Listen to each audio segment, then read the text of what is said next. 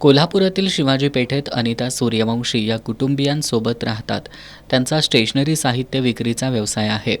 November 2022 ते August 2023 या कालावधीत सुभाषनगरमधील जयश्री माजगावकर हिच्याशी त्यांची ओळख झाली.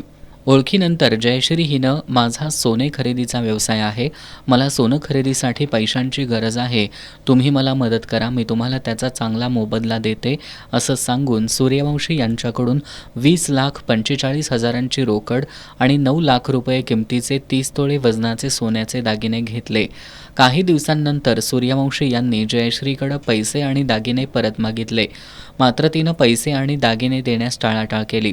त्यानंतर सूर्यवंशी यांनी दिलेल्या फिर्यादीवरून जयश्री हिच्या विरोधात जुना राजवाडा पोलिसात फसवणुकीचा गुन्हा दाखल करण्यात आला होता. बुधवारी रात्री उशिरा पोलिसांनी जयश्री हिला अटक केली होती.